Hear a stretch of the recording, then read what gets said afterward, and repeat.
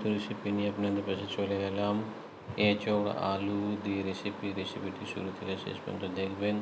Subscribe করবেন, সঙ্গে থাকবেন, পাশে থাকবেন, সুস্থ থাকবেন, ভালো থাকবেন।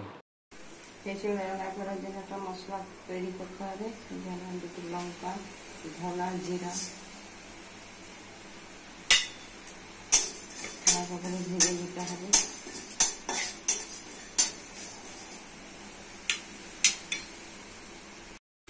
মশলা ভাজা হয়ে গেছে। আলু এঁচোড় সিদ্ধ করার জন্য নিয়েছি জল, হলুদ দিয়েছি, আলু ছেড়ে দিচ্ছি।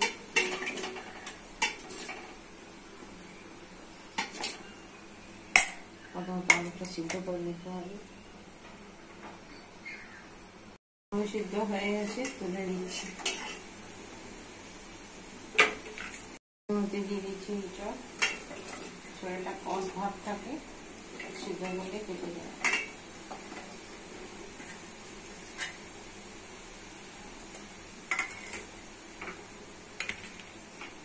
চাপা দিয়ে সিদ্ধ হয়ে গেছে, নাম করে দিচ্ছি, বসিয়ে দিচ্ছি। লুচির সবই হয়,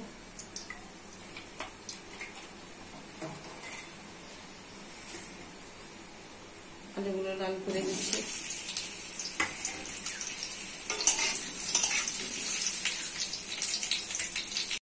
আলু লাল হয়ে গেছে, এইভাবে লাল করে দিচ্ছি।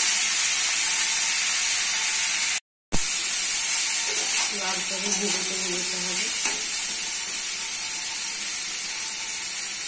এর মধ্যে দিচ্ছি তেল,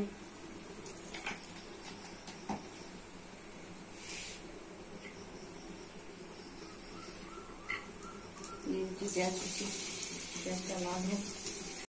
পেঁয়াজ লাল হয়ে গেছে, দিচ্ছি আদা রসুন বাটা।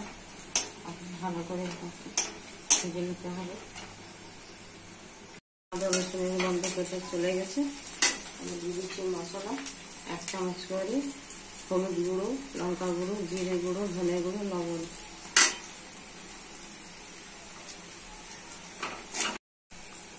দিচ্ছি পরিমাণ জল।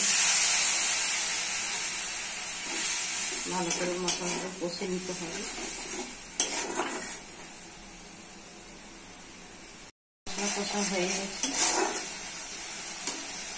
দিয়ে দিচ্ছি আলু এঁচোড়।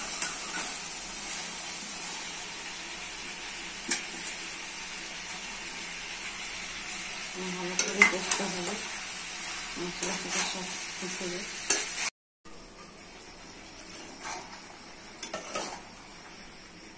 রেসিপি কষা হয়ে গেছে, দিয়ে দিচ্ছি জল। দিয়ে দিচ্ছি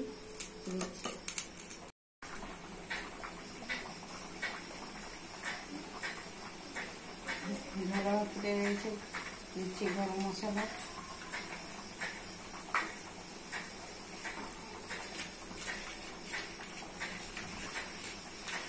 দিচ্ছি ভেজে রাখা মশলা,